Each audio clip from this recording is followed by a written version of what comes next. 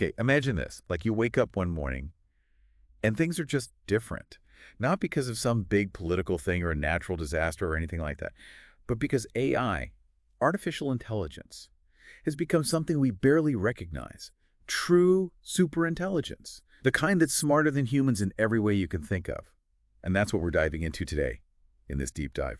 We're using the book Superintelligence AI, The Dawn of Humanity's Next Chapter, as our guide. You guys have sent in some really interesting excerpts from it. And we're going to unpack all of that and figure out what it all means for you. And let me tell you, it's going to be a wild ride. Okay, let's unpack this. You know, it's funny. When most people think about AI, they think of things like, you know, Alexa telling them the weather or Netflix recommending a show. But this book, it goes way deeper than that. It's talking about a future where AI isn't just a tool, it's actually exceeding human intellect in every single way. Right, yeah. It's like the difference between Spotify suggesting a new band you might like Yeah. and AI composing an entire new genre of music that completely changes how we think about music. Exactly. That's a perfect analogy. And, you know, one of the core ideas in the book is this shift from what they call narrow AI, which is what we have right now, to general intelligence. It's kind of like how humans develop, right? A kid starts with basic math, then they move on to algebra, and then maybe some of them even end up tackling theoretical physics. AI is on a similar path, going from doing very specific tasks to having a much broader, deeper understanding of, well, everything. Well, hold on a second. So you're saying that instead of just having AI help doctors diagnose diseases, we're talking about AI creating whole new medical models, maybe even discovering diseases we don't even know about yet. That's pretty mind-blowing. Exactly. Imagine AI modeling the Earth's climate so accurately that it can not only predict climate disasters, but actually come up with solutions to the climate crisis. Solutions that we haven't even thought of. You know, the book actually talks about this fascinating example of an AI-powered weather prediction model in China. It was able to predict a catastrophic flood with 90% accuracy, and that saved countless lives. That kind of predictive power, if we can apply it to other fields, well, it could be revolutionary. Oh, yeah, I remember reading about that flood. It's incredible that AI was already playing such a big role. Mm-hmm. But going back to this idea of general intelligence, it feels like we're entering completely uncharted territory. Like, how do we even begin to prepare for a world where AI is just that much smarter than us in every way? Well, that's where the book gets really interesting. You see, it points out that AI isn't some sudden alien invasion. The way AI is evolving actually mirrors humanity's own search for knowledge throughout history. Every single major tech advancement, the wheel, writing, the printing press, the internet, people were scared of all of them at first. There was resistance. But then we adapted, we integrated it into our lives, and ultimately we benefited from it. AI, it's really just the next chapter in that story. Okay, I see what you mean. It's like when cars started replacing horses, people freaked out, but then they got used to it, and suddenly everybody was driving around. Exactly. And this time, we might have to adapt even more. The book argues that understanding AI, it's not just for tech people anymore. It's becoming as important as, basic literacy or knowing how to manage your finances. We're all going to need to understand AI at least a little bit to navigate this new world. So it's not just about learning how to code, right? It's about understanding what AI actually, how it works, and how it's going to affect our lives every day. Starting to see why you called this book dense. Yeah, it definitely makes you think. And one of the things that really stood out to me was how the book focuses on AI transforming everyday routines, like everything from healthcare to education. For example, it talks about AI tutors that can adapt to each student's learning style.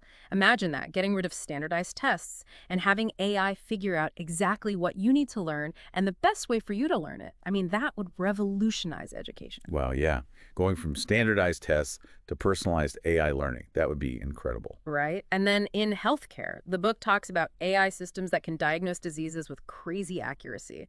But not only that, they can also create personalized treatment plans based on your genes and your lifestyle. It's like a future where healthcare is proactive, preventative, and super precise. That sounds amazing. Yeah. Especially with how complicated healthcare can be right now. Yeah. But I have to ask, what about the human side of all of this? Are we all going to be interacting with robots instead of doctors and teachers? That's a common worry, but it's a misconception. One of the key takeaways from the book is that AI isn't necessarily replacing us, it's augmenting us. It's about making us better. It's not humans versus robots. It's humans with robots. Okay, phew, that's a relief.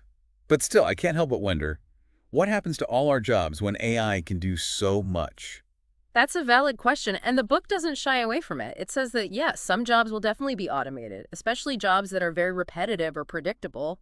But AI is also going to create brand new jobs and industries, things we can't even imagine right now. So it's less about jobs disappearing and more about the kinds of jobs changing. Exactly. And the book really emphasizes that the key to thriving in this AI-powered world is going to be adaptability and being willing to constantly learn new skills.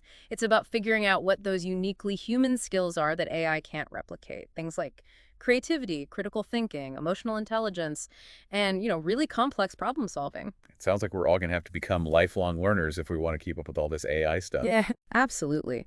And you know what? That brings us to another really interesting part of the book. It's where it dives into the potential risks of superintelligent AI. And it's not just about jobs. It's about the bigger societal and ethical questions. Okay, yeah, let's talk about that. What kind of risks are we talking about here? Well, one of the biggest concerns the book highlights is the question of control. As AI becomes more and more powerful and sophisticated, how do we make sure it stays aligned with our values and our goals as humans? How do we prevent it from becoming, well, something we can't control? It's a scary thought. It's like straight out of a sci-fi movie where the robots take over. Yeah, but the book takes a more, I guess you could say, nuanced approach. It says that the key is to shape AI development from the beginning. We have to make sure AI is designed with human values and ethics at its core. It's about building in safeguards and figuring out how to govern AI so we can prevent these unintended consequences. So it's not about stopping AI altogether. It's more about steering it in the right direction. Exactly. And that's why the book emphasizes things like transparency and accountability and establishing ethical frameworks for AI development.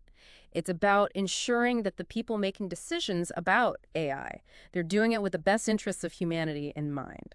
That makes sense. It sounds like we all need to be way more informed and engaged in this whole conversation if we want to make sure that happens. Absolutely. And that's where the book's focus on solutions and proactive steps comes in. It's not just about pointing out the risks. It's about empowering us to shape a future where AI is a force for good.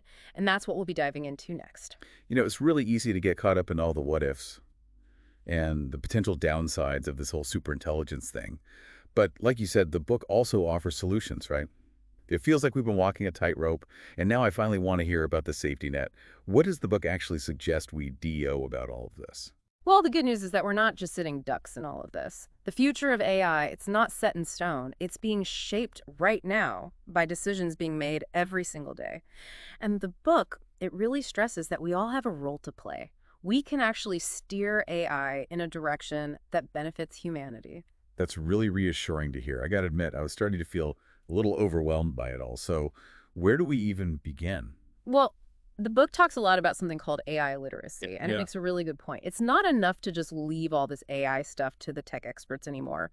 Understanding the basics of AI, like what it is, how it works, hmm the potential benefits, A&D, the risks, it's becoming as important as, managing your money or taking care of your health. It's knowledge we all need to navigate this new world.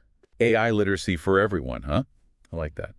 So it's not about everybody becoming a coder. It's about having enough knowledge to understand what's going on, ask the right questions, and even stand up for ourselves in a world that's becoming more and more AI driven. I remember that example from the book, the one where an AI hiring system was accidentally discriminating against women, all because of biases in the data it was trained on.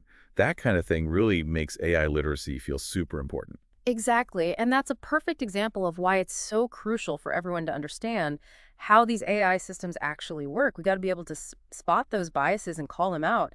And, the book's actually really helpful in that regard. It has a whole section with tons of resources, like organizations, websites, even podcasts, Yeah. all focused on AI ethics, research, and education. So it's like building our own AI curriculum, starting with the basics and then exploring whatever interests us the most, whether it's AI in healthcare or art or music, whatever we're passionate about. Exactly. And you know what else is super helpful? Connecting with other people who are interested in AI. Look for local meetups, workshops, even just online forums where people are talking about these things. It's a great way to learn from different perspectives, share what you've learned, and realize that you're not alone in trying to figure all this out. I think that's a really important point Yeah. because it can feel really overwhelming. Yeah. Like, what can one person actually DO about all this? But finding those communities, having those conversations, that feels like a concrete step that anyone can take. Absolutely. And building on that, one of the most impactful things you can do is become an advocate for responsible AI. Talk to your friends, family, colleagues, share what you're learning, spark conversations about AI and its impact. The more people who understand it, the better equipped we'll be to shape its future. It's like going from individual learning to collective action, right? Creating a ripple effect. Exactly. Mhm. And speaking of collective action, the book also emphasizes the importance of AI governance. Basically, creating rules, regulations, and ethical frameworks that guide how AI is developed and used. Right, because without some kind of oversight, it's easy to imagine things going wrong. We need to make sure that AI is developed ethically and responsibly, and that it benefits all of humanity, not just a select few. I completely agree. And this is where individual actions can actually make a real difference. The book encourages readers to reach out to their elected officials, share their concerns, their hopes for AI's future, advocate for policies that prioritize ethical AI development, transparency, accountability. It's about making sure our values are reflected in the decisions being made about AI. So it's not just about understanding AI, it's also about using our voices and our votes Yes. to actually shape AI policy, making Mhm. sure we have a say in how this technology is governed. Mhm. Did the book give any specific examples of how this AI governance could work? Oh, yeah, definitely. It talks about some really interesting concepts like AI alignment. Basically, making sure that AI systems are designed to reflect our values and goals as a society. It even mentions specific technical approaches like value-sensitive design, Mm. where ethical considerations are baked into the development process right from the start, instead of just being an afterthought. That makes a lot of sense. It's like building ethics into the very foundation of AI Yeah. rather than trying to add it on later. But that sounds incredibly difficult to actually pull off. It definitely has its challenges, but the book argues that it's crucial. It even talks about the importance of international collaboration Yeah. to establish global standards and guidelines for AI development. Because this isn't just a national issue, it's a global one. This book really covers a lot of ground. It's not just about the technology itself, it's about the human side of it, the ethical considerations, the impact on society. Exactly. And, one of the things I found most fascinating was how the book explores the evolution of human skills in an AI-driven world. It challenges us to think about what makes us different from AI. What are those uniquely human capabilities that will become even more valuable in the future? Well, if AI is going to be taking over all those routine tasks and becoming more and more sophisticated, Mm. it seems like things like human creativity, critical thinking, empathy, emotional intelligence, those are the skills that will really set us apart. We'll need to be problem solvers, innovators, collaborators Yeah. in ways that AI just can't replicate. You got it. The book actually envisions a future where humans and AI work together, each leveraging their own strengths. It really emphasizes the importance of adaptability, lifelong learning, and developing those distinctly human skills that will allow us to thrive alongside AI. It's like a total shift in perspective, isn't it? Instead of seeing AI as this threat, we start seeing it as a potential partner, a collaborator in building a better future. Exactly. And that brings us to one of the most important questions the book asks. What role do we each want to play in this story as it unfolds? What kind of world do we want to create with this incredible technology? It's a call to look beyond the fear and consider the amazing possibilities that lie ahead. All right, so we've talked about the potential of superintelligence and some of the risks and how important it is to be proactive. But let's get down to brass tacks here. Like, what can we actually do, to make sure that we're not just along for the ride with AI, but actually helping steer it in the right direction? Well, that's the really empowering part. There's something everyone can do, no matter what your background is with technology is. Remember, it's not about everybody becoming a programmer or anything. It's about understanding this technology enough to have a voice in how it's developed. Right, and you've mentioned AI literacy a few times now, which is clearly a huge theme in the book. But how do we even get started with that? I mean, there's so much information out there. It's kind of hard to know where to even begin. Well, I think the book itself is actually a really great place to start. It has a super helpful appendix with lists of organizations and websites, even other podcasts, all of them focused on AI ethics and research and education. It's like a curated library, but for AI. Okay, so almost like creating a personalized AI syllabus for ourselves, Yeah. starting with the basics and then branching out into whatever areas we're most interested in, AI and healthcare or art or, whatever. I like that. Yeah, exactly. And also don't underestimate just connecting with other people who are interested in this stuff too.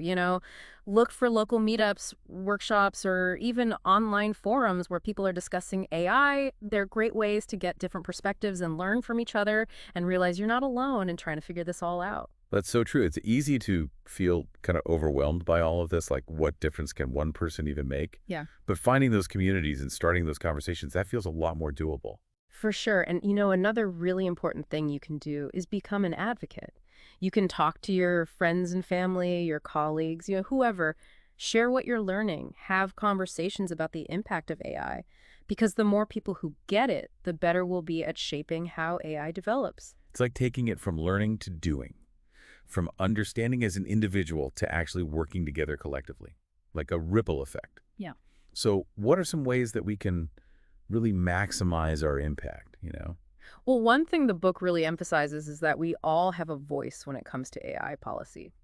You can contact your elected officials, share your concerns and your hopes for the future of AI.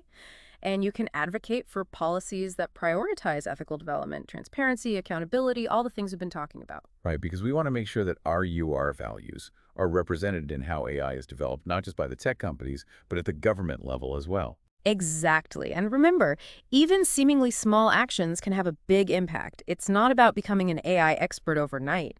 It's about taking those first steps, no matter how small, and joining a movement that's shaping the future of this incredibly powerful technology.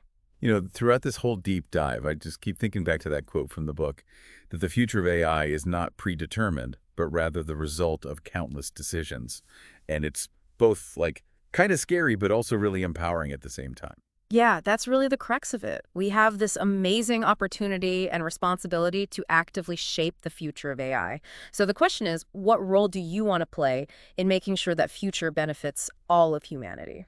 This deep dive has been so eye-opening. I really hope our listeners are feeling more empowered than overwhelmed by everything we've talked about. I know it's a lot of process, but understanding AI is becoming less of an option and more of a necessity if we want to navigate the world ahead. And the best part is, the learning and engaging doesn't have to stop here. There are tons of resources available, communities to join, conversations to be had. This is really just the beginning of what's going to be an ongoing conversation about one of the most transformative technologies in human history. It's definitely a conversation worth having. Thanks for joining us on this deep dive into superintelligent AI, the dawn of humanity's next chapter. And remember, the future is not something that just happens to us. It's something we create.